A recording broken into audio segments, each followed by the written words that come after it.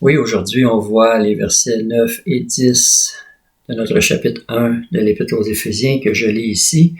Dieu nous a fait connaître le mystère de sa volonté, selon le bienveillant dessein qu'il avait formé en lui-même, pour le mettre à exécution lorsque les temps seraient accomplis, de réunir toutes choses en Christ, celles qui sont dans les cieux et celles qui sont sur la terre. Sûrement qu'il vous est déjà arrivé d'entendre quelqu'un dire que la volonté de Dieu est mystérieuse dans le sens qu'elle est incompréhensible.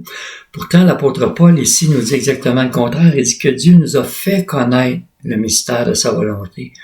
Donc, l'intention de Dieu, c'est qu'on comprenne sa volonté, c'est pas qu'elle nous demeure cachée. Ce qui était autrefois un mystère à l'époque de l'Ancien Testament a été révélé avec la venue de Jésus et les écrits du Nouveau Testament.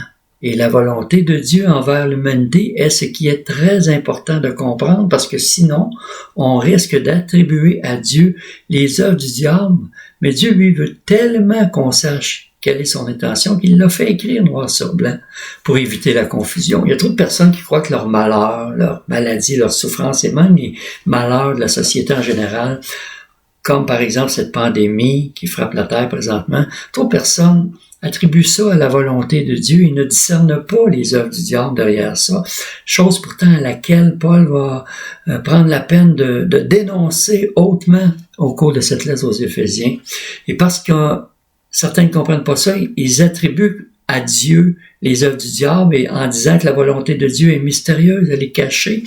Et on va invoquer Isaïe 55, les versets 8 et 9, quand Dieu dit mes pensées ne sont pas vos pensées, autant les cieux sont élevés au-dessus de la terre, autant mes pensées sont élevées au-dessus de vos pensées, mes voix au-dessus de vos voix. Mais Dieu n'est pas en train de dire qu'on ne peut pas comprendre ses pensées, il est en train de dire qu'ils sont différentes des pensées des pécheurs. Au verset 7, il dit que le pécheur abandonne sa voie et l'homme d'iniquité ses pensées.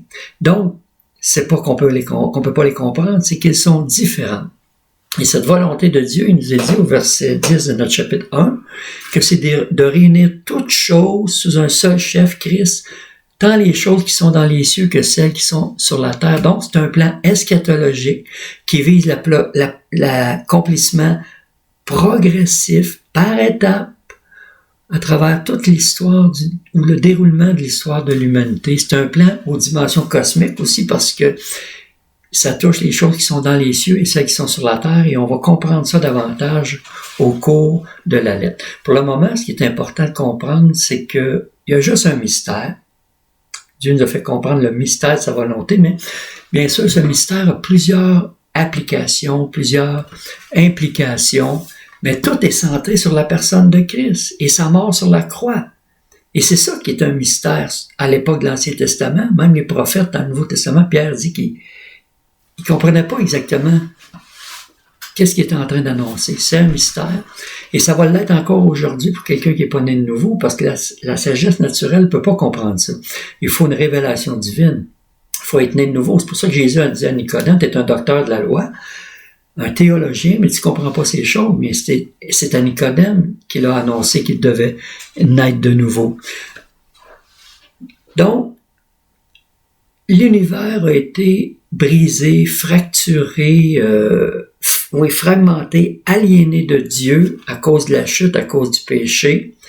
Mais tout de suite après la chute, parce qu'on lit le récit de la chute dans les premiers versets du chapitre 3 de la Genèse, mais dans le même chapitre, au verset 15, Dieu dit au serpent, l'auteur de cette aliénation, il dit au serpent, la postérité de la femme va t'écraser la tête un jour. Et ça a pris 4000 ans. 4000 ans avant que cette prophétie-là soit accomplie. L'apôtre Paul nous dit dans l'Épître aux Galates, au chapitre 4, verset 4, que quand les temps ont été accomplis, même mot que dans notre Épître aux Éphésiens, quand les temps ont été accomplis, Dieu a envoyé son Fils, né d'une femme née sous la loi, pour acheter ceux qui étaient sous la loi. Et comment il a fait ça? Bien, l'Épître aux Colossiens, qui est une épître parallèle à Éphésiens, qui a aussi été écrite par Paul, nous dit que Jésus a dépouillé les dominations, les autorités, les a livrés publiquement en spectacle, en triomphant d'eux pour la croix. Et la conséquence de ça, qui nous a expliqué au chapitre 1 de Colossiens, c'est que Dieu nous a délivrés de la puissance des ténèbres et transportés dans le royaume de son Fils bien-aimé. Donc, le royaume est une actualité. Il nous a transportés dans le royaume. On est dans le royaume déjà maintenant. C'est à ce moment-là que Dieu, avec la venue de Jésus, a inauguré son bienveillant dessein, mentionné dans Éphésiens 1, verset 9, lorsqu'il dit « Il nous a fait connaître le mystère de sa volonté selon le bienveillant dessein qu'il avait formé en lui-même. » C'est à ce moment-là qu'il a inauguré ce dessein qui avait été planifié avant la création du monde pour le mettre à exécution lorsque les temps seraient accomplis, Éphésiens 1.10, de réunir toutes choses en Christ, tant les choses sont dans les cieux que celles qui sont sur la terre. Donc ça, c'est le plan de Dieu qui a été inauguré avec la venue de Jésus. Quand Jésus est venu, il a dit « Le temps est accompli, le royaume des cieux est proche. » Ça dit qu'il est accessible, il est à portée de main. Il n'est pas loin de nous, il est proche. Autant la bouche est proche du cœur. Si tu confesses de la bouche, si tu crois dans ton cœur, tu seras sauvé. Le royaume de Dieu est aussi proche que la foi du cœur, la confession de la bouche.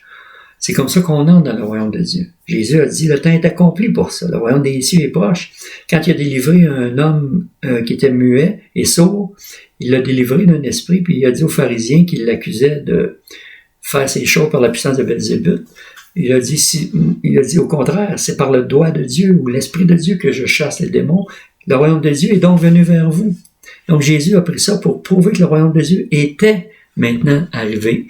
Pas encore consommé, mais inauguré, mais en route vers son accomplissement final. Et là-dessus, j'aimerais lire juste quelques versets, par exemple, dans Isaïe 55, ce fameux chapitre que j'ai cité tout à l'heure, là, autant les cieux sont élevés dessus, mais au verset 11, Dieu dit, par la bouche d'Isaïe, « Ainsi en est-il de ma parole qui sort de ma bouche, elle ne retourne pas à moi sans effet, sans avoir exécuté ma volonté et accompli avec succès ce pourquoi je l'ai envoyé. » Et encore au chapitre 46, et il y aurait plein de versets, je pourrais citer juste dans Isaïe, mais un seul autre ici, chapitre 46, verset 10, Dieu dit « J'annonce dès le commencement. » Remarquez bien ce mot, dès le commencement.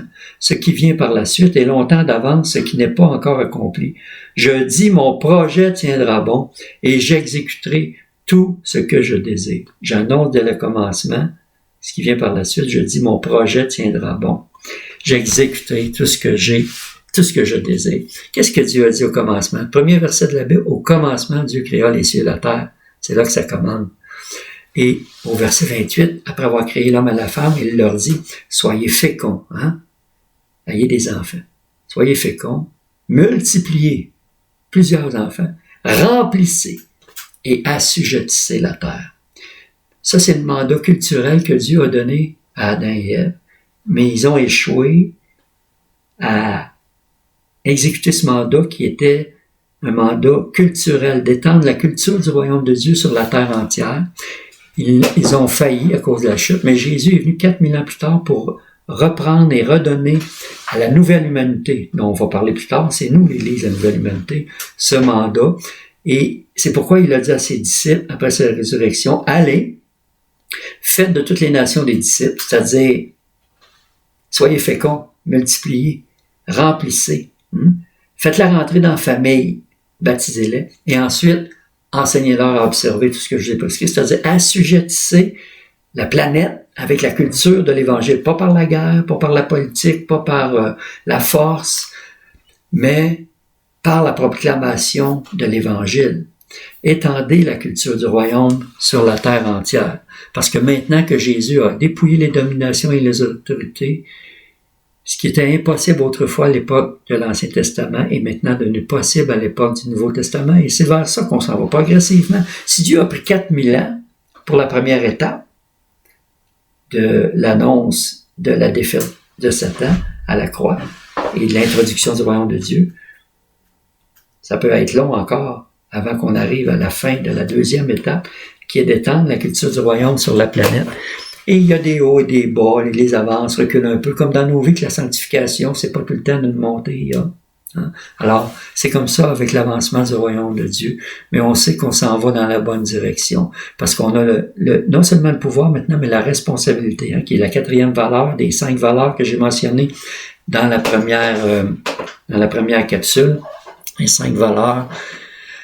Et celle-là, la valeur de la responsabilité, elle doit être inculquer, et c'est à ça principalement que les chapitres 4 à 6 de l'Épître vont servir.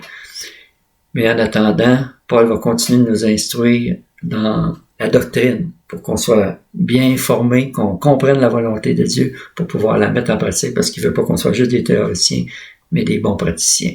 Alors on se revoit à la prochaine capsule qui sera la numéro 7. Au revoir.